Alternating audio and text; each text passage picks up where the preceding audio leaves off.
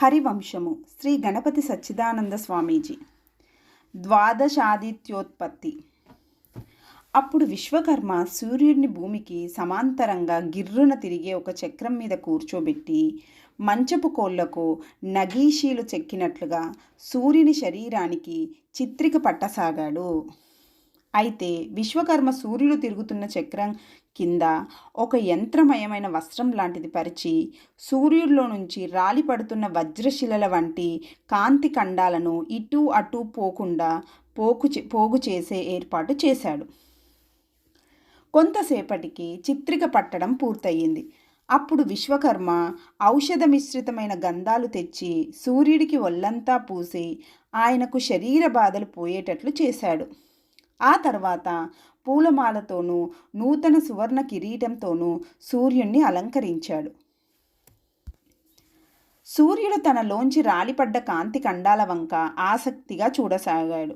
ఇంతలో విశ్వకర్మ ఆ కాంతి ఖండాలను పోగు చేసి వాటిలో నుంచి 12 మానవ ఆకారాలను తయారు చేశాడు. ఆ 12 మంది అన్ని విధాలా అసలు సూర్యుడి పోలికతోనే ఉన్నారు. విశ్వకర్మ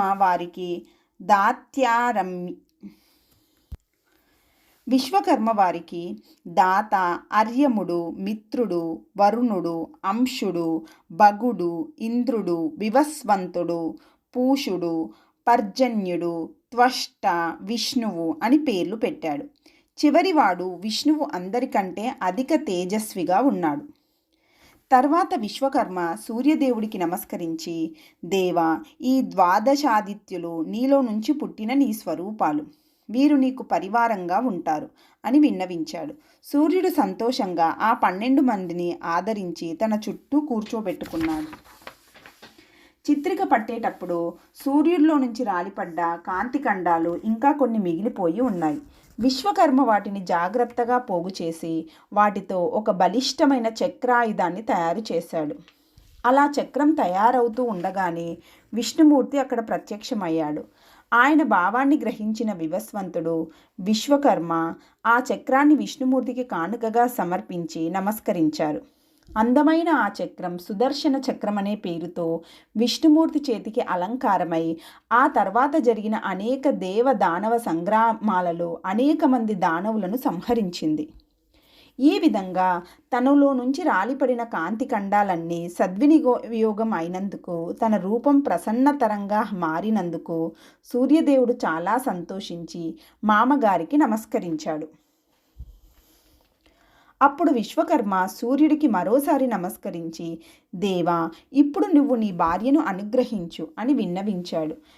వెంటనే వివస్వంతుడు అక్కడ అంతర్ధానమై తన భార్య సంజ్ఞాదేవి ఉత్తర కురుదేశంలో ఉన్నదని గ్రహించి ఒక మొగ గుర్రం రూపం ధరించి ఆమె ఎదుట ప్రత్యక్షమయ్యాడు. అప్పుడు ఆ దంపతులకు కవల మగ పిల్లలు పుట్టారు. తల్లిదండ్రులు అశ్వరూపంలో ఉండగా జన్మించారు కనుక వారికి అశ్వినీ దేవతలు అనే పేరు వచ్చింది. వారి అసలు పేర్లు నాసత్యుడు, దస్రుడు.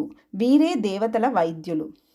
అప్పుడు సూర్యుడు, సంజ్ఞ ఇద్దరూ తమ గుర్రపు రూపాలను వదిలిపెట్టి అసలు రూపంలోనికి వచ్చారు. సూర్యుడి యొక్క ప్రసన్న శీతల స్వరూపాన్ని చూచి సంజ్ఞాదేవి చాలా సంతోషించి భర్తతో కలిసి స్వగృహానికి వెళ్ళిపోయింది. ఆ తర్వాత యముడు తండ్రి చెప్పిన శాప పరిహార ప్రక్రియ ద్వారా సవతి తల్లి శాపం నుంచి విముక్తుడై ప్రజలను ధర్మబద్ధంగా పాలించాడు. అందువల్ల ఆయనకు యమధర్మరాజు అనే ప్రసిద్ధి వచ్చింది. పితృలోకాధిపత్యం, దక్షిణ దిక్పాలకత్వం కూడా యముడికే దక్కాయి. సంజ్ఞాదేవి పుత్రుడైన వైవస్వతుడు, ఛాయాదేవి పుత్రుడైన సావర్ణి వీరిద్దరూ కాలక్రమంలో మనువులయ్యారు. ఛాయాదేవి 2వ కుమారుడైన శనైశ్చరుడు నవగ్రహాలలో ఒక గ్రహమయ్యాడు. సంజ్ఞాదేవి కూతురైన యమి తపస్సు చేసి ప్రజల పాపాలను హరించేందుకోసం యమునా నదిగా మారింది. ఓ జనమేజయ మహారాజా, ఈ విధంగా సూర్యవంశ ప్రారంభ చరిత్రను, 2 మనువుల జన్మ వృత్తాంతాన్ని తెలుసుకొని భావన చేసేవారు అన్ని రకాల ఆపదల నుంచి విముక్తి పొందుతారు. ఈ విధంగా వివస్వంతుడు అనే పేరు గల సూర్య భగవానుడి వంశంలో ప్రథమ పుత్రుడైన వైవస్వత మనువు రాజ్యానికి వచ్చినాక ప్రజాస్పృష్టి ఇంకా బాగా జరగాలని తీవ్రంగా ఆరాటపడ్డాడు. అందుకోసం ఆయన మైత్రావరుణ యాగము అనే యాగం చేశాడు. ఈ యాగంలో మిత్రుడు, వరుణుడు అనే జంట దేవతలు ప్రధాన దేవతలు. మిత్రుడు అంటే పగటికి అధిపతి, వరుణుడు అంటే రాత్రికి అధిపతి. రాత్రింబగళ్లను రెండింటినీ తృప్తిపరిచే ఆ యాగానికి యాగదేవతలు అందరూ ప్రసన్నులై ప్రత్యక్షంగా విచ్చేసి ప్రీతిగా ఆహుతులు స్వీకరించారు. అంతేగాక వైవస్వత మనువు యొక్క తపోదీక్షను, పరాక్రమ శక్తిని, పాండిత్య ప్రాభావాన్ని అనేక రకాలుగా మెచ్చుకున్నారు.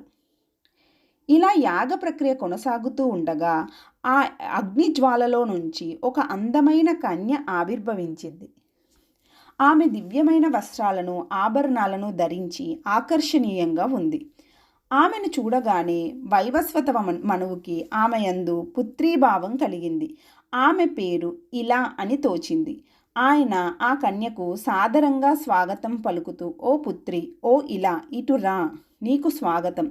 నేను వంశాభివృద్ధిని కోరుకొని యాగం చేస్తూ ఉండగా నీవు అవతరించావు. అందువల్ల నువ్వు నా వంశాన్ని వృద్ధి చేసేందుకు సహకరించు అన్నాడు. ఆ కన్య మాత్రం వైవస్వత మనువును తండ్రిగా స్వీకరించక మహారాజా అని సంబోధిస్తూ, ఓ మహారాజా, నేను మిత్రావరుణుల అంశలతో పుట్టాను. అందుచేత వాళ్ళే నాకు నిజమైన ప్రభువులు. వాళ్ళు చెప్పినట్లు నడుచుకోవటమే నాకు ధర్మం. కనుక నేను వాళ్ళ దగ్గరికే వెళతాను అంది. వైవస్వతుడు మౌనంగా ఉండిపోయాడు. ఇలా కన్య మిత్రావరుణుల దగ్గరికి వెళ్ళి తన అభిప్రాయాన్ని వాళ్లకు విన్నవించింది. మిత్రావరుణులు చాలా సంతోషించి ఇలా అన్నారు. ఇలా కన్య, నీ ధర్మనిష్టకు మేమెంతో సంతోషిస్తున్నాము. ఈ రాజు వంశాభివృద్ధిని కాంక్షించి ఈ యజ్ఞం చేస్తున్నాడు. అందువల్ల కాలక్రమంలో నువ్వే ఆయనకు పుత్రుడువై వంశాభివృద్ధిని కలిగిస్తావు. అప్పుడు నీకు సుద్యుమ్నుడు అనే పేరు కలుగుతుంది.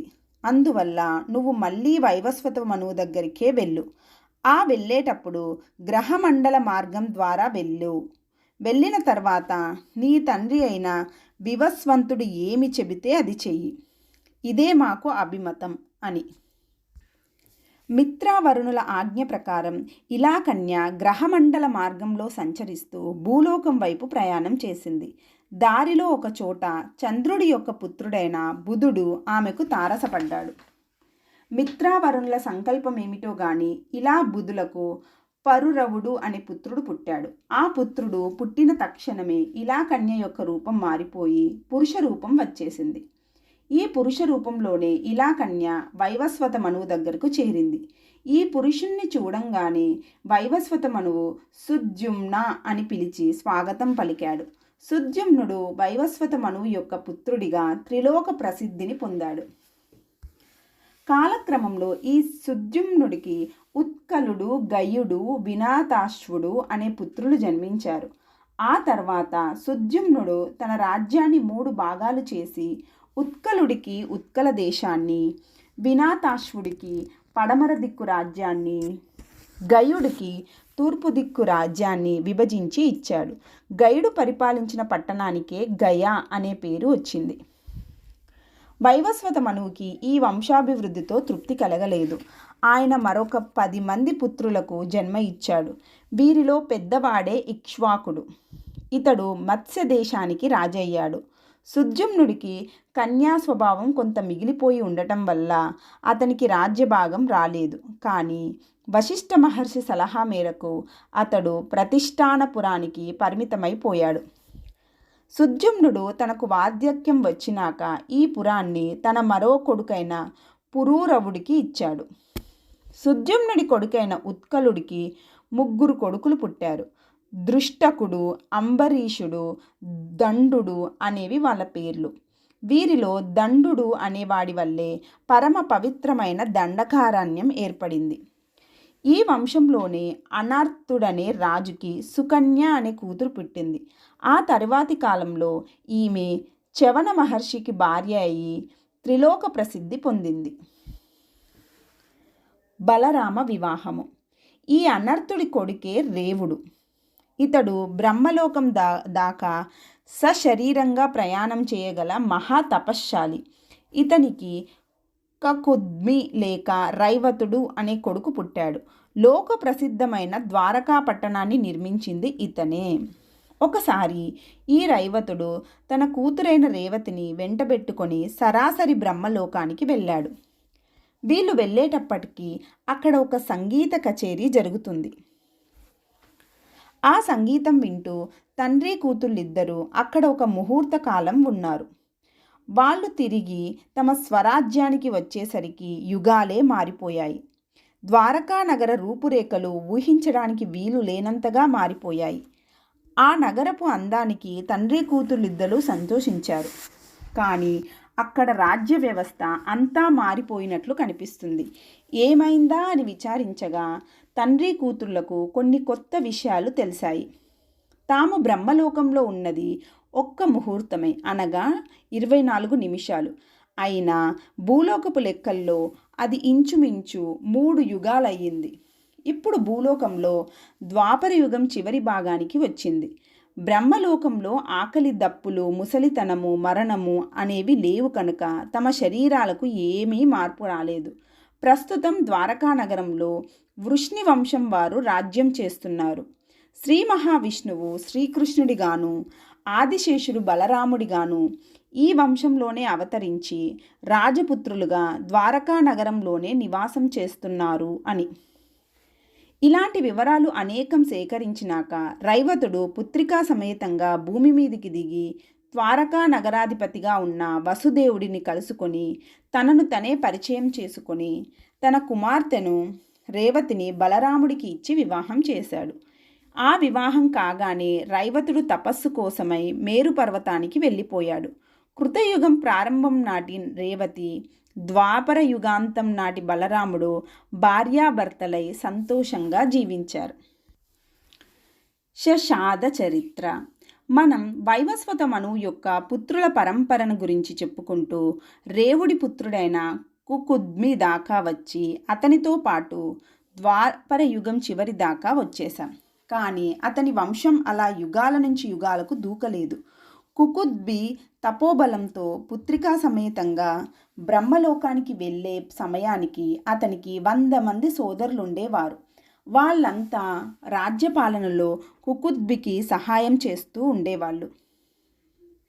కుకుద్బి బ్రహ్మలోకానికి వెళ్ళి ఎన్నాళ్ళకి తిరిగి రాకపోయేటప్పటికీ కుకుద్బి శత్రువులైన రాక్షసులంతా గుంపు కట్టి ఆ రాజ్యం మీదికి దాడి చేశారు. ఆ దాడిని కుకుద్బి సోదరులు సరిగ్గా ఎదుర్కోలేక తలో దిక్కుకు పారిపోయారు. వాళ్ళు ఆ మూల తలదాచుకొని జీవనం చేశారు. క్రమక్రమంగా ఆ వంశాలు వృద్ధి చెందాయి. వైవస్వత మనువు కొడుకులలో 7వ వాడైన నాగబారిష్ఠుడు ఒక వైశ్య స్త్రీని వివాహం చేసుకున్నాడు. ఆ దంపతులకు 2 పుత్రులు పుట్టారు. వాళ్ళిద్దరూ చిన్నప్పటి నుంచే వైరాగ్య సంపన్నులై బ్రహ్మజ్ఞాన నిష్ఠులై చివరకు పరబ్రహ్మ సాక్షాత్కారం పొందారు. వైవస్వత మనువు పుత్రులలో 8వ వాడైన కరూషుడి పుత్రులందరూ యుద్ధ విద్యలో ఆరితేరి కారూషలు అనే పేరుతో ప్రసిద్ధికెక్కారు.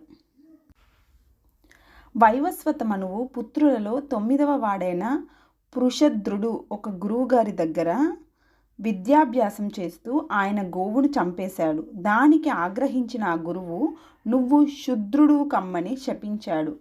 ఈ వంశ చరిత్రలో కొంచెం వెనక్కి వెళితే వైవస్వత మనువు యొక్క ప్రథమ పుత్రుడైన ఇక్ష్వాకుడికి 100 మంది పుత్రులు కలిగారు. వారిలో పెద్దవాడు వికుక్షి.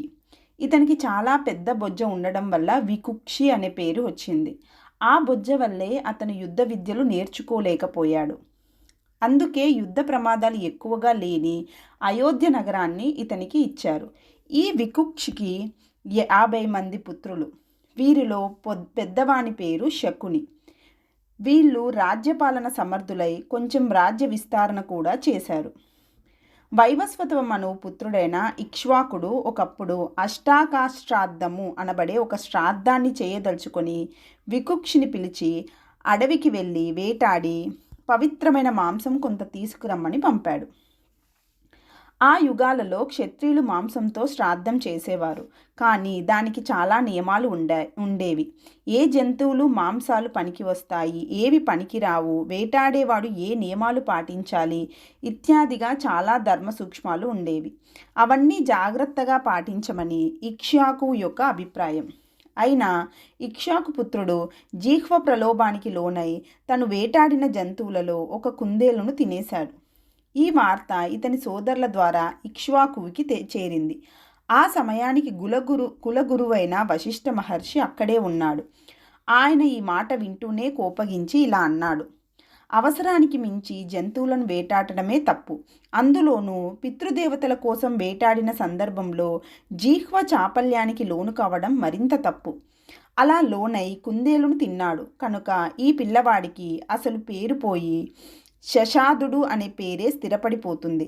అంతేకాదు, ఇతడు ధర్మ మార్గాన్ని తప్పాడు కనుక ఇతనికి రాజ్యం నుంచి వెళ్ళగొట్టడమే ధర్మం అని. ఆ మాటలు విని ఇక్ష్వాకుడు వశిష్ఠ మహర్షి ఆజ్ఞను శిరసా వహించి ఆ కొడుకును ఇంట్లో నుంచి గెంటేశాడు. వశిష్ఠ మహర్షి చెప్పినట్లే ఆ కుర్రవాడికి శశాదుడు అనే పేరే స్థిరపడిపోయింది. కానీ అతనికున్న దైవబలం ఏమిటో కానీ ఇక్ష్వాకు మరణించినాక ఆ రాజ్యాన్ని స్వీకరించడానికి ఇతర సోదరులు తిరస్కరించారు. దానివల్ల వశిష్ఠ మహర్షి కూడా మెత్తబడి శశాదుడిని వెనక్కి పిలిచి అతడిని రాజ్యానికి ఉత్తరాధికారిగా చేశాడు. దుందు రాక్షస వధ. ఈ శశాదుడి కొడుకే కుకుత్సుడు. ఇతడు గొప్ప పరాక్రమశాలిగా కీర్తి సంపాదించాడు. ఇతని వంశంలోనే కువలాశ్వుడు అనే వీరుడు పుట్టాడు. ఇతనే దుందువు అనే రాక్షసుడిని సంహరించడం వల్ల దుందుమారుడు అనే బిరుదునామం పొందాడు. ఆ పేరే అతనికి స్థిరపడిపోయింది. ఇతనికి ఈ బిరుదు వచ్చిన కథ పవిత్రమైనది, అందుచేత దానిని కొంచెం వివరంగా చెప్పుకుందాం. ఈ కువలాశ్వుడి తండ్రి పేరు బృహదశ్వుడు. ఇతను బాగా ధర్మాత్ముడుగా ఉండేవాడు. ఈయన పెద్దవాడై తపోవనానికి వెళ్ళాలని నిశ్చయించుకొని తన రాజ్యాన్ని కొడుకైన కువలాశ్వుడికి అప్పగించి తపోవనానికి బయలుదేరబోతూ ఉండగా ఆ సభలోకి పిడుగుపడ్డట్టుగా ఉత్తంకుడు అనే మహర్షి ప్రవేశించాడు. ఆ మహర్షి సభలోకి ప్రవేశిస్తూనే హూంకారాలు చేస్తూ చెయ్యి పైకెత్తి ఇలా ఉగ్రంగా ప్రసంగించసాగాడు. ఓ బృహదశ్వ చక్రవర్తి, ప్రతి వ్యక్తి తనకి ప్రధాన ధర్మమేదో అనుబంధ ధర్మమేదో గుర్తించాలి. నువ్వు క్షత్రియుడిగా జన్మించావు, అందులోనూ రాజుగా జన్మించావు. అది చాలక చక్రవర్తివయ్యావు. నీ ప్రధాన ధర్మం ఏమిటి? నీ పాలనలో అన్ని వర్ణాల వారికి రక్షణ కలగాలి. మాబోటి తాపసులకు కూడా రక్షణ కలగాలి.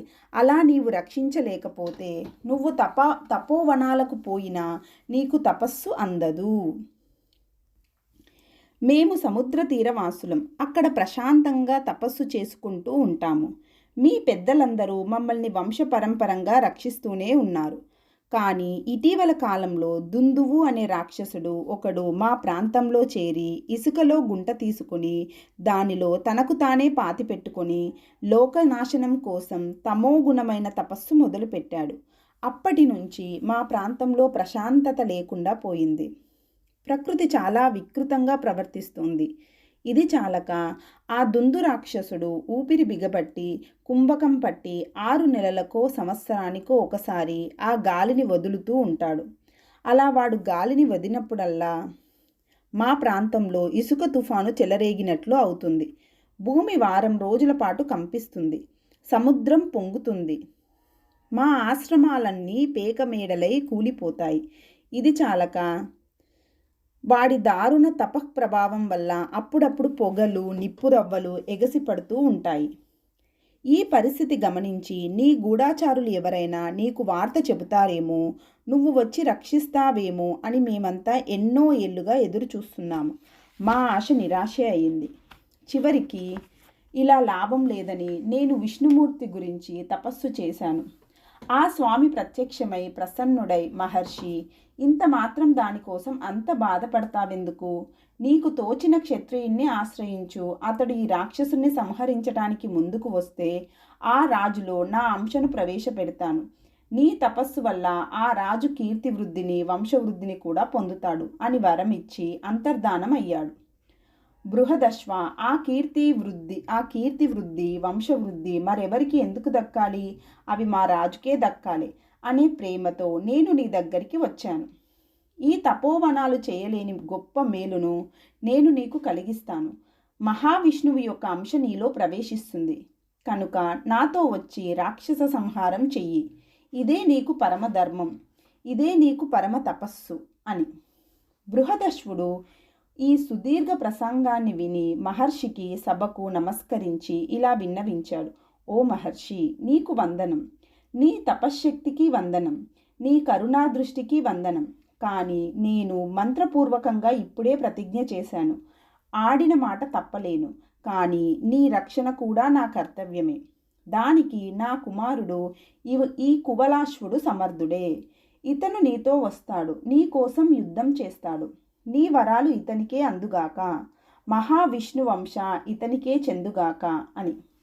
ఈ ప్రతిపాదనకు ఉత్తంక మహర్షి అంగీకరించాడు. బృహదశ్వ చక్రవర్తి తపోవనాలకు వెళ్ళిపోయాడు. తరువాత కువలాశ్వ చక్రవర్తి తన 100 మంది కొడుకులను వెంట పెట్టుకుని ఉత్తంక మహర్షి వెంట సముద్ర తీరానికి చేరాడు. తీరా వెళితే అక్కడంతా ప్రశాంతంగా ఉంది. అప్పుడు ఏం చెయ్యాలా అని ఆలోచించి కువలాశ్వుడు తన 100 మంది కొడుకులను ఆ ఇసుక ప్రాంతమంతా త్రవ్వమని ఆజ్ఞాపించాడు. కొంతసేపు త్రవ్వగా దుందురాక్షసుడు పర్వతమంత ఆకారంతో పశ్చిమ ముఖంగా కనిపించాడు. ఈ పలుగు దెబ్బలకు కళ్ళు తెరిచిన దుందురాక్షసుడి కళ్ళల్లోంచి అగ్నిజ్వాలలు వ్యాపించి ఆ పరిసర ప్రాంతాలన్నింటినీ తగలబెట్టసాగాయి. అది గమనించిన కువలాశ్వుడు తన యోగ బలం చేత ఆ మంటలను నిలువరించే ప్రయత్నం మొదలుపెట్టాడు. ఈలోగా విష్ణువు యొక్క అంశ అతనిలో ప్రవేశించింది. కానీ ఈ లోపలే కువలాశ్వుడి పుత్రులలో 97 మంది మాడి మసైపోయారు. వీరుడైన కువలాశ్వుడు విజృంభించి అనేక దివ్య అస్త్రాలను ప్రయోగించి దుందురాక్షసుణ్ణి సంహరించి ఆ శవాన్ని పెకిలించి నేల మీద పడుకోబెట్టి ఉత్తంకాది మహర్షులందరికీ చూపించి వారి ఆశీస్సులు అందుకున్నాడు. విష్ణు వరప్రసాది అయిన ఉత్తంక మహర్షి కువలాశ్వ చక్రవర్తికి అనేక వరాలిచ్చి అది చాలక ఈ యుద్ధ సంబరంలో మరణించిన అతడి 97 మంది పుత్రులకు నశించని శాశ్వత పుణ్యలోకాలను అనుగ్రహించాడు.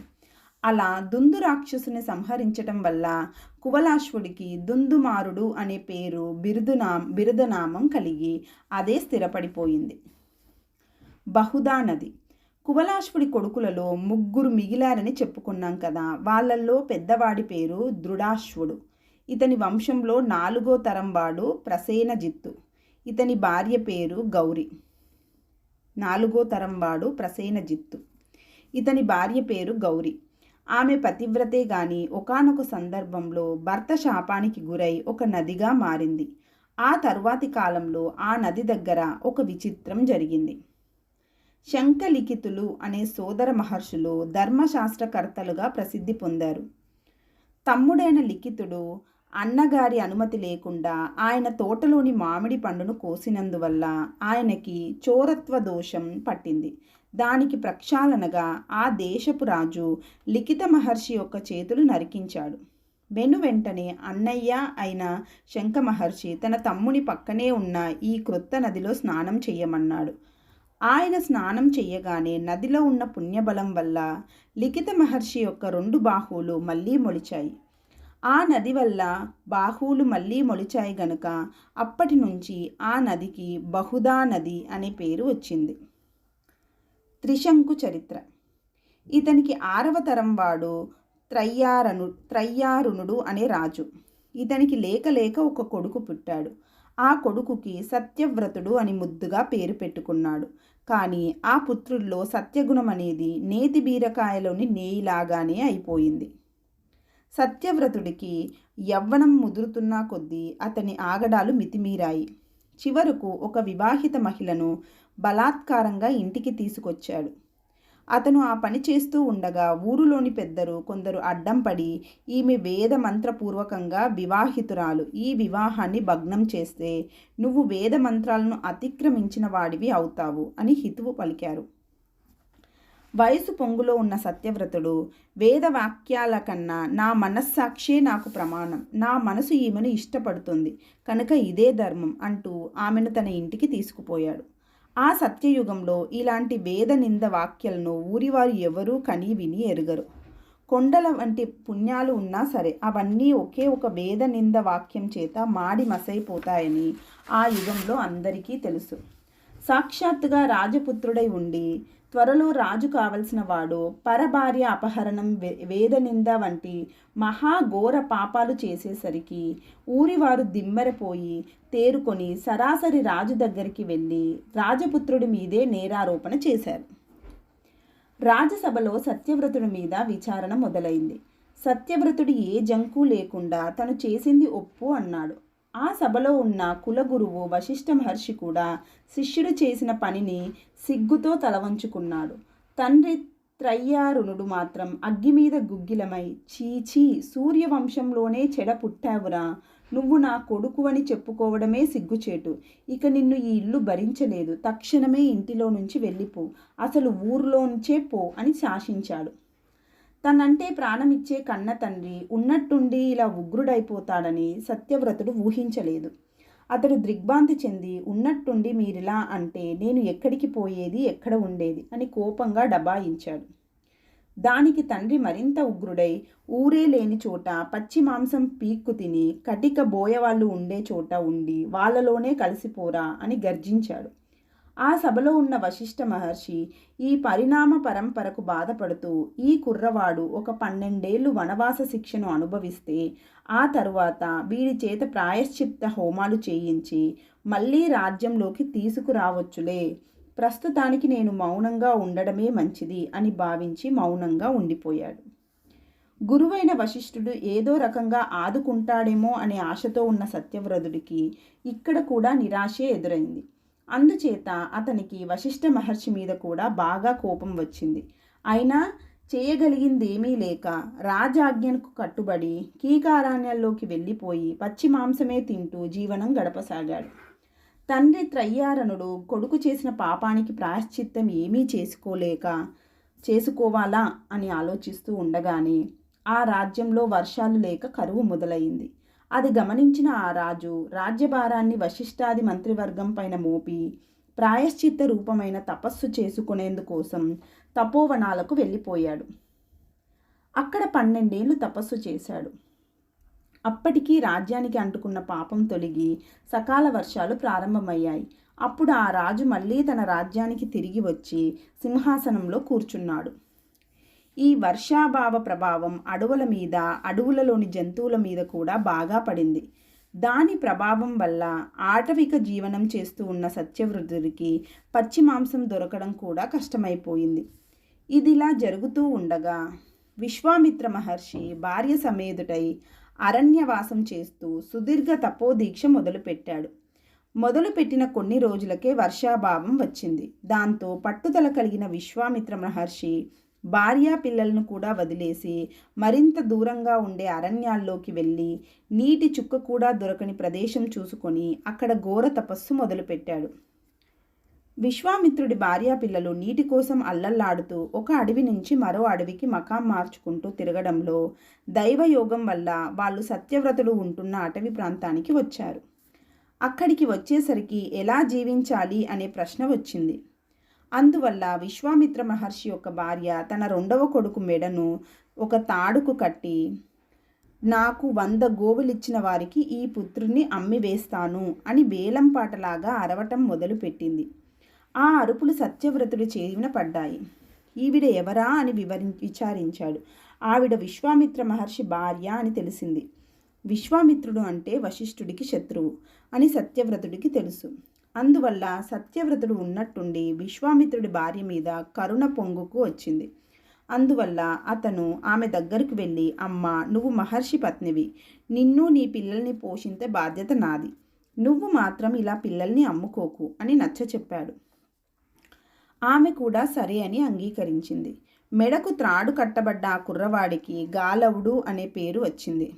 ఆ గాలవుడు మాత్రం తల్లి ప్రవర్తనను, ఒకడి మీది ద్వేషంతో తమ మీద ప్రేమ చూపుతున్న సత్యవ్రతుడి ప్రేమను గమనించి పూర్తిగా విరక్తుడై మహర్షిగా మారిపోయాడు.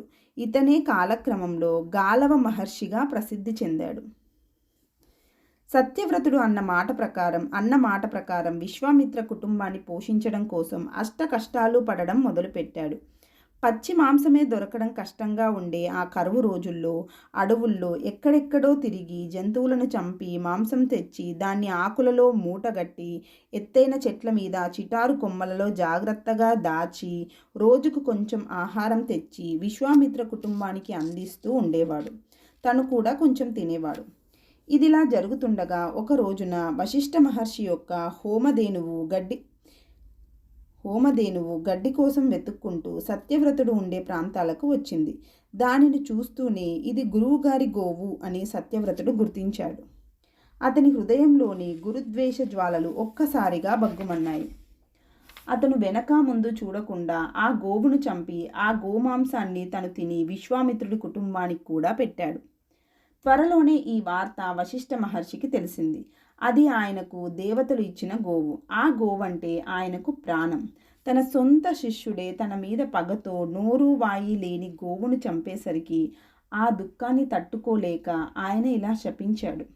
ఓరీ సత్యవ్రత, నువ్వు అడవుల్లో ఉండి వనవాస వ్రతం చేసి పాప ప్రక్షాళన చేసుకొని మళ్ళీ రాజ్యానికి తిరిగి వస్తావని ఆశపడ్డాను. నువ్వు మాత్రం నా ఆశలను తల్లకిందులుగా ప్రవర్తించి 3 మహాపాపాలు చేశావు. 1. వేద నింద మరియు పితృనింద. 2. సొంత గురువు యొక్క గోవునే తెలిసి చంపటం. 3. ఎంత అరణ్యవాసం చేస్తున్నా, ఎంత పచ్చిమాంసం తింటున్నా దానికి కూడా కొన్ని ధర్మశాస్త్ర నియమాలున్నాయి. ఆ మాంసాన్ని మంత్రాలతో శుద్ధి చేయాలి, దేవతలకు నివేదన చేయాలి, అప్పుడే తినాలి. ఈ నియమాలన్నీ నీకు తెలుసు, ఆ విధానాలు నీకు తెలుసు. అయినా సరే నువ్వు వాటన్నిటినీ ధిక్కరించి ప్రవర్తించావు. ఈ 3 శంకువులు అంటే 3 మేకులు అంటే 3 మహాపాపాలు ఇవి నీలో దిగబడ్డాయి. అందుచేత ఇక నుంచి నీకు త్రిశంకువు అనే పేరు స్థిరపడిబోవుగాక అని. ఈ శాపవార్త అడవిలో అందరికీ తెలిసింది. వాళ్ళకు అదేదో హాస్యంగా ఉంది. అయినా వాళ్లకు తెలియకుండా వాళ్లే సత్యవ్రతుడి పేరు మార్చేసి త్రిశంకువు అని పిలవడం మొదలుపెట్టారు. ఈలోగా మహారాజు గారి తపస్సు వల్ల అనావృష్టి బాధ తీరిపోయింది. అడవి కూడా కొంతవరకు చల్లబడింది. విశ్వామిత్ర మహర్షి కూడా తన తపోదీక్షను మార్చుకొని ఇంటికి తిరిగి వచ్చాడు. తిరిగి వచ్చిన విశ్వామిత్ర మహర్షికి అతని భార్య జరిగిన వృత్తాంతమంతా వర్ణించింది. అందులోనూ త్రిశంకుడి త్యాగాలను మరింత విశేషంగా వివరించింది. కరిగి నీరైపోయిన విశ్వామిత్రుడు త్రిశంకువును పిలిచి నీకేం వరం కావాలో కోరుకో అన్నాడు. త్రిశంకువుకి ఈ సన్నివేశం ఎదురవుతుందని ముందే తెలుసు. అందుకనే అతడు వెంటనే విశ్వామిత్ర మహర్షి, నా సొంత గురువు నా గుండెల్లోకి 3 శంకువులు అంటే 3 మేకులు దింపి నన్ను త్రిశంకువును చేశాడు. మీరు ఆయన కన్నా ఎంతో సమర్థులు. నన్ను ఈ బొద్దితో సహా స్వర్గానికి పంపి వశిష్ఠుడి బుద్ధి వచ్చేటట్లు చేయండి అని కోరాడు. విశ్వామిత్రుడు జంకు లేకుండా తతాస్తు అనేశాడు. అక్కడ త్రయ్యారును మహారాజు గారికి వయస్సు బాగా ముదిరిపోయింది. వైరాగ్యం పెరిగిపోయింది. రాజ్యంలో సకాల వర్షాలు పడుతూ ఉండటంతో ఆయన కోపం కూడా చాలా మటుకు చల్లారింది. వశిష్ఠ మహర్షి కూడా త్రిశంకువుకి అనుకూలంగానే మాట్లాడి త్రిశంకువుని వెనక్కి పిలిపించి రాజ్యం అతనికి ఇచ్చి నువ్వు తపోవనానికి వెళ్ళిపోవడమే మంచిది అని బోధించాడు. రాజుగారు అలాగే చేశాడు. త్రిశంకువు చక్రవర్తి అయ్యాడు. వెంటనే ఏ జంకు లేకుండా గురువును మార్చేసి విశ్వామిత్రుణ్ణి తన గురువుగా పెట్టుకున్నాడు. విశ్వామిత్రుడు త్రిశంకువుని సశరీరంగా స్వర్గానికి పంపిస్తానని ప్రతిజ్ఞ చేసి త్రిశంకువు చేత ఒక పెద్ద యజ్ఞం చేయించాడు. కానీ తన తపశ్శక్తి చాలక త్రిశంకువుని పూర్తిగా స్వర్గంలోకి పంపించలేక ఆకాశం మధ్యలోనే నిలబెట్టేశాడు. అందుకే ఉభయభ్రష్టమై ఎటుకాని పరిస్థితికి త్రిశంకు స్వర్గము అనే మారుపేరు ఏర్పడిపోయింది. ఓ జనమేజయ మహారాజా, త్రిశంకు స్వర్గ కథ అందరికీ తెలిసినదే కనుకను మనకి ఇప్పుడు ప్రధాన అంశం వంశచరిత్ర కనుక నేను ఈ త్రిశంకు స్వర్గ వివరాలను అధికంగా చెప్పడం లేదు. ఈ విధంగా సత్యవ్రతుడు సత్యభ్రష్టుడై త్రిశంకువై ఆ తర్వాత ఉభయభ్రష్టుడు కూడా అయినప్పటికీ ఇతని కొడుకు హరిశ్చంద్రుడు మాత్రం సత్యవ్రతనిష్ఠుడై సత్యహరిశ్చంద్రుడు అనే ప్రసిద్ధి చెందాడు. హరిశ్చంద్రుడి కొడుకైన రోహితుడు రాజర్షిగా మారి సంసారంలో సారం లేదని గ్రహించి రాజ్యం మొత్తాన్ని విద్యావంతులకు దానం చేసేశాడు.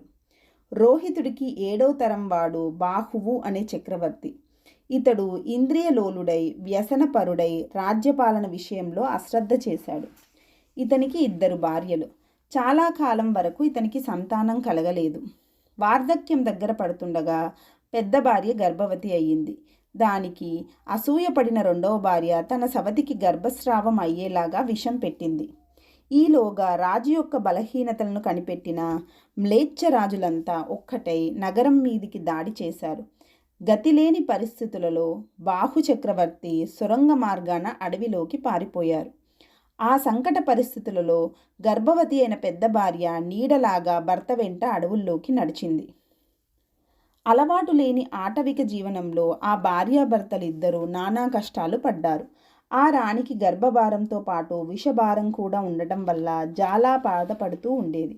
కానీ అప్పటికే అనేక రోగాలకు గురై ఉన్న రాజు అడవి జీవితానికి తట్టుకోలేక ఒక రోజున పుటుక్కున ప్రాణాలు విడిచేశాడు. ఏ దిక్కు లేని కారడవిలో ఎంతో కొంత తోడు నీడగా ఉన్న భర్త ఉన్నట్టుండి మరణించేసరికి రాణి పూర్తిగా తల్లడిల్లిపోయింది. గర్భవతిగా ఉన్న స్త్రీ సతి సహగమనం చేయరాదనే నియమం ఉంది. అయినా సరే ఆ కారడవిలో ఒంటరి జీవనం కంటే ప్రాణత్యాగమే మేలు అనే ఉద్దేశంతో ఆమె సహాగమనం చేయడానికి నిశ్చయించుకుంది. చుట్టుపక్కల ఉన్న ఎండు కట్టెలను పోగేసి అతి కష్టం మీద భర్త శవాన్ని ఆ కట్టెల మీదకు చేర్చి ఆ శవం పక్కన తను కూర్చొని తనే చితికి నిప్పు అంటించబోయింది. ఇంతలో మబ్బులు లేని మెరుపులాగా ఎవరో ఒక కొత్త మహర్షి అటువైపుగా వచ్చి ఈ సన్నివేశాన్ని గమనించి దయతో ద్రవించి అమ్మా ఆగు ఆగు అంటూ ఆమె చితికి నిప్పు అంటించక ముందే ఆపేశాడు. మరణ సమయంలో మహర్షి ఎదురుగా రావడం మంచి శకునమే అని భావించిన రాణి లేచి వచ్చి మహర్షి పాదాలకు నమస్కరించింది. అప్పుడు ఆమెను గమనించిన మహర్షి ఆమె నిండు చూలాలు అని గ్రహించి, ఇదేమిటమ్మా, గర్భవతివై ఉండి ధర్మశాస్త్రానికి విరుద్ధంగా సహాగమనం చేసే ప్రయత్నంలో ఉన్నావు? నువ్వు ఎవరు? నీ కథ ఏమిటి అని అడిగి వివరాలన్నీ తెలుసుకున్నాడు. అంత తెలుసుకున్నాక ఆ మహర్షి తనను తనే పరిచయం చేసుకున్నాడు. అమ్మ, నన్ను ఔర్వుడు అంటారు. నేను భృగు వంశంలో పుట్టినవాణ్ణి. ఈ దగ్గరలోనే మా ఆశ్రమం ఉంది. అక్కడ మా విద్యార్థులు, నా ధర్మపత్ని మొదలైన వారంతా ఉన్నారు. రాజపత్నివై ఉండి రాజవంశాన్ని చేజేతులా నిర్మూలించడం నీకు తగదు. గర్భంలో విషం చేరిందని భయపడకు. నీ గర్భంలో చేరిన ప్రాణి అంతకంటే బలమైనవాడు. చక్రవర్తి లక్షణాలు పరిపూర్ణంగా కలవాడు. ఉత్తమ వంశజాతుడైన ఈ మహారాజు కూడా ఇలా సంస్కారరహితంగా దహనం కావటం మంచిది కాదు. నేను నా శిష్యులను తెస్తాను. ఈ మహారాజుకి శాస్త్రోక్తంగా దహన సంస్కారాలు చేస్తాము. నువ్వు మా ఆశ్రమంలో మా ఇంటి ఆడపడుచులతో కలిసి సుఖంగా జీవించు. నీ కొడుకు చక్రవర్తి అయ్యేదాకా అతన్ని పోషించటం, రక్షించటం నీ కనీస ధర్మాలు అని చెప్పాడు. ఈ విధంగా ఆ మహర్షి రాణిగారికి నచ్చజెప్పి ఆమెను ఆత్మహత్యా ప్రయత్నం నుంచి మళ్లించి రాజుగారికి దహన సంస్కారాలు జరిపించి ఆమెను తన ఆశ్రమంలో ఉంచి రక్షించసాగాడు. ఆ తర్వాత కొద్ది కాలానికి ఆ రాణిగారు విషంతో సహా మగపిల్లవాడిని ప్రసవించింది. ఔర్వ మహర్షి ఆ పిల్లవాడికి సగరుడు అని నామకరణం చేశాడు. గరము అంటే విషము, విషంతో కలిసి పుట్టాడు కనుక సగరుడు అని ఆ మహర్షి పిల్లవాడికి పేరు పెట్టాడు. తర్వాత ఔర్వ మహర్షి ఆ పిల్లవాడికి విద్యలన్నీ బోధించాడు. యుద్ధ విద్యలు కూడా నేర్పాడు. చివరికి మహాశక్తివంతమైన ఆగ్నేయాస్త్రాన్ని కూడా ఉపదేశించాడు. ఔర్వ మహర్షి ఆ కుర్రవాడికి ఇంత విద్య బోధ చేసి కూడా, నేను నీ విద్యా గురువును మాత్రమే, నీ వంశగురువు వశిష్ఠ మహర్షే అని మాటి మాటికి బోధించాడు. తగిన వయస్సు రాగానే సగరుడు చుట్టుపక్కలలో ఉన్న ఆటవిక రాజులతో స్నేహం చేసి వారి సేనలను తోడుగా తీసుకొని తమ రాజ్యాన్ని అపహరించిన శత్రువుల మీదకు దండెత్తి అపూర్వమైన పరాక్రమంతో శత్రువులను ఊచకోత కోయసాగాడు. ఈ దాటికి తట్టుకోలేక శత్రువులలో కొన్ని వంశాల వారు వశిష్ఠ మహర్షి దగ్గరకు వెళ్ళి ఆయనను శరణు కోరారు. శరణు అన్నవారిని రక్షించడమే పరమధర్మం కనుక వశిష్ఠ మహర్షి వారికి అభయమిచ్చి సగరుడికి అడ్డంగా నిలబడి వాళ్ళను చంపవద్దని అడ్డగించాడు. ఎంత యుద్ధోద్రేకంలో ఉన్నా సగరుడు తన వంశగురువును గుర్తించి ఆయనకు నమస్కరించి ఇలా అన్నాడు: గురుదేవా, మీకు ఎవరికైతే అభయమిచ్చారో వారికి నేను ప్రాణహాని చేయను. వారు రాజద్రోహం చేసిన పాపులు. వారికి కొన్ని శిక్షలు వేస్తాను. దానికి మీరు దయతో అనుమతించాలి.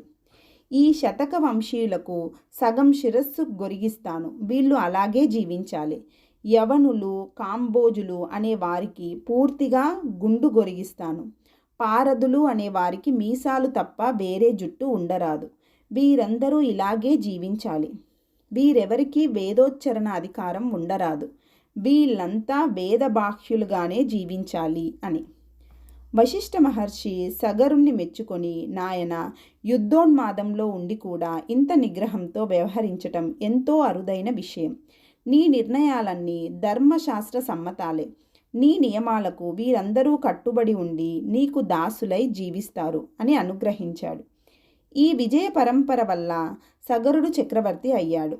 ప్రజలను ధర్మంగా పరిపాలిస్తూ 99 అశ్వమేధ యాగాలు చేశాడు. ఇతనికి 2 భార్యలు. పెద్దావిడ పేరు కేశిని. ఈమె విదర్భరాజు పుత్రిక. 2వ భార్య అరిష్టనేమి పుత్రిక. వీరిద్దరూ కూడా ఔర మహర్షిని తండ్రితో సమానంగా సేవిస్తూ ఉండేవారు. ఒకరోజు ఔర్వ మహర్షి రాణులిద్దరికీ ఆశీస్సులిస్తూ, మీకు ఎంతమంది పుత్రులు కావాలో కోరుకోండి అన్నాడు. పెద్దరాణి కేశిని, గురుదేవా, వంశాన్ని నిలబెట్టే కొడుకు ఒక్కడు చాలు అంది. ఆయన తథాస్తు అన్నాడు. 2వ భార్య, గురుదేవ, మహావీరులైన పుత్రులు 60,000 మంది కావాలి అన్నది. మహర్షి ఆమెకు కూడా తథాస్తు అని అన్నాడు.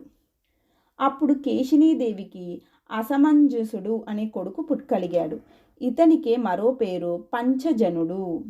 2వ భార్యకు ఒక ఆనపకాయ పుట్టింది. దానిలో నువ్వు గింజల వంటి విత్తనాలు 60,000 ఉన్నాయి. రాజు శస్త్రచికిత్స నిపుణులైన వైద్యులతో ఆ గింజలను జాగ్రత్తగా విడదీయించి ఒక్కొక్క గింజను ఒక్కొక్క ఆజ్యపాత్రలో ఉంచాడు. ఇక్కడ ఆజ్యపాత్ర అంటే మామూలు నేతి గిన్నె అనుకోరాదు. ఈనాటి కృత్రిమ గర్భాలను పోలిన మూలికా రసాలతో నిండిన కృత్రిమ పాత్ర అని మనం గ్రహించాలి. 10 నెలలు అయినాక ఆ పాత్రలో నుంచి 60,000 మంది మగపిల్లలు బయటకు వచ్చారు. వారందరూ మహా తేజస్సంపన్నులుగా ఉన్నారు. అందరూ మహావీరులుగానే రూపొందారు. సగర చక్రవర్తి పెద్ద భార్య కొడుకైన పంచజనుడికి యువరాజ పదవి ఇచ్చారు. అప్పటికి 99 అశ్వమేధ యాగాలను పూర్తి చేసిన సగర చక్రవర్తికి 100వ అశ్వమేధ యాగం కూడా పూర్తి చేయాలనే కోరిక బలంగా కలిగింది. 100 అశ్వమేధ యాగాలు చేసిన వారు సాక్షాత్తుగా దేవేంద్ర పదవిని పొందుతారని వేద ప్రమాణం ఉంది. అందువల్ల 100వ అశ్వమేధ యాగానికి విఘ్నాలు ఎక్కువగా వస్తాయని ఒక ప్రసిద్ధి కూడా ఉంది.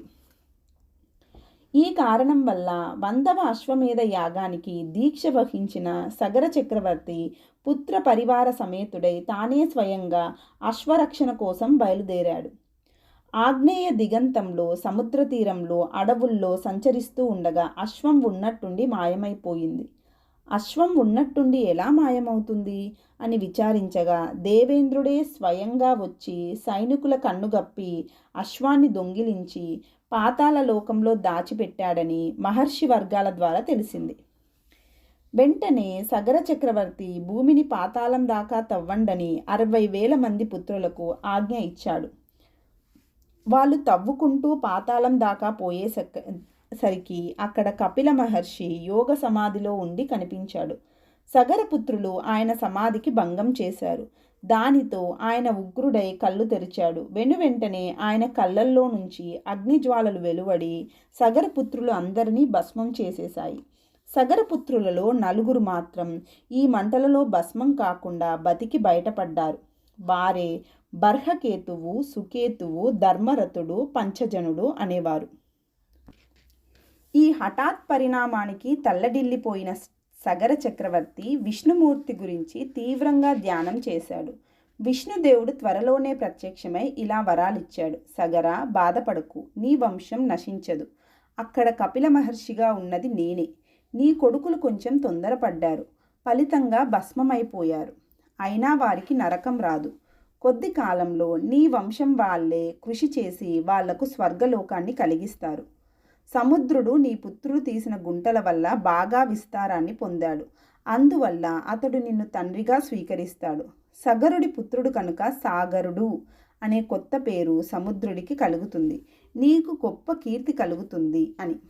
ఈ విధంగా వరాలిచ్చి విష్ణుమూర్తి అంతర్ధానమైన కొద్దిసేపటికే సముద్రదేవుడు పూజా ద్రవ్యాలను తీసుకొని సగరుడి దగ్గరికి వచ్చి తండ్రి అంటూ నమస్కరించారు.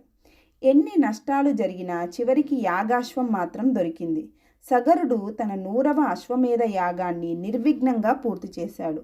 ఆ తర్వాత సగర చక్రవర్తి తన పెద్ద కొడుకు పంచజనుడికి పట్టాభిషేకం చేసి తాను తపోవనాలకు వెళ్ళిపోయాడు. పంచజనుడి కొడుకు అంశుమంతుడు, ఇతని కొడుకు దిలీపుడు. ఇతనికే కట్వాంగుడు అనే మరో పేరు. ఇతడు సశరీరంగా స్వర్గలోకానికి వెళ్ళి దేవదానవ యుద్ధాలలో దేవతల పక్షాన యుద్ధాలు చేసి వస్తూ ఉండేవాడు. ఒకసారి అలాగే వెళ్ళి ఒక యుద్ధంలో గెలిచి వెనక్కి తిరిగి రాబోతూ మాటల ప్రసక్తిలో నా ఆయుర్దాయం ఇంకా ఎంత మిగిలి ఉంది అని దేవేంద్రుణ్ణి అడిగాడు. దేవేంద్రుడు నవ్వి, రాజా, మానవులకు ఆయుర్దాయం ముందుగా చెప్పకూడదు. అయినా నీ మాట కాదనలేను. నీకు ఒక ముహూర్త కాలం మాత్రమే ఆయుర్దాయం మిగిలి ఉంది అన్నాడు. దాంతో తెలివి తెచ్చుకున్న కట్వాంగుడు ఆ దేవేంద్రుడి ద్వారానే పరబ్రహ్మతత్వాన్ని అడిగి తెలుసుకొని ఆ ముహూర్త కాలంలోనే నిశ్చల పరబ్రహ్మ ధ్యానం చేసి సూటిగా ముక్తిని అందుకున్నాడు. ఈ కట్వాంగుడి కొడుకే భగీరథుడు. తన వంశీకులు 3 తరాలుగా చేస్తున్న ప్రయత్నానికి పరిపూర్ణతను కలిగించి తన తపోబలం చేత గంగాదేవిని తనకు కుమార్తె అయ్యేలాగా వరం పొంది ఆ నదిని స్వర్గం నుంచి భూలోకానికి, భూమి నుంచి పాతాళ లోకానికి తీసుకువెళ్ళి తన ముత్తాతలకు ముక్తి కలిగించినవాడు ఇతడే. అందుకే గంగకు భాగీరథి అనే పేరు కూడా వచ్చింది. ఇతనికి 9వ తరం వాడు సౌదాసుడు. ఇతనికి కల్మాషపాదుడని, మిత్రసహుడని మారు పేర్లు ఉన్నాయి. ఇతను ఈ వంశంలో సుప్రసిద్ధులలో ఒకడు. ఇతనికి 5వ తరం వారు మరో దిలీపుడు. ఇతడు శ్రీరాముడికి ముత్తాత. ఇతని కొడుకే రఘువు. ఈయనను బట్టే సూర్యవంశానికి రఘువంశం అనే పేరు కూడా వచ్చింది. ఈ రఘుపుత్రుడే అజుడు. అజపుత్రుడే దశరథుడు. శ్రీహరి ఇతని కడుపున శ్రీరాముడనే పేరుతో పుత్రుడై జన్మించాడు. ఇతనికి 21 తరం వాడు నలుడు. ఇతడు దమయంతి భర్త నలుడు కాదు, ఇతను మరో నలుడు. జనమేజయ, ఇది వివస్వంతుడు అనే పేరు గల సూర్యదేవుడి యొక్క వంశ చరిత్ర. ఈ దేవుడే శ్రాద్ధ దేవుడు. ఈ చరిత్రను చదివిన వారికి పుష్టి కలుగుతుంది, వంశం పెరుగుతుంది, సూర్యదేవుడితో సాయుధ్యం లభిస్తుంది, కల్మషాలు పాపాలు తొలగుతాయి, ఆయుస్సు పెరుగుతుంది. గమనిక: శ్రాద్ధ దేవుడు అనే పేరు సూర్యుడికి అన్వయిస్తుందా, వైవస్వత మనువుకి అన్వయిస్తుందా, యముడికి అన్వయిస్తుందా అనే విషయంలో వాక్యాతలలో భిన్న అభిప్రాయాలు కనిపిస్తున్నాయి. పై ముగ్గురు ఒకే వంశం వారు కనుక వీరిలో ఎవరికి ఈ పేరు అన్వయించినా కథాక్రమంలో తేడా ఏమీ రాదు. హరివంశాన్ని తెలుగులోకి కావ్యంగా అనువాదం చేసిన ఎర్రాప్రగడ కవీంద్రుడు మొదలైన పెద్దలు సూర్యుడినే శ్రాద్ధ దేవుడిగా స్వీకరించారు కనుక మనం కూడా ఆ పక్షాన్నే స్వీకరించి ముందుకు సాగుతున్నాము.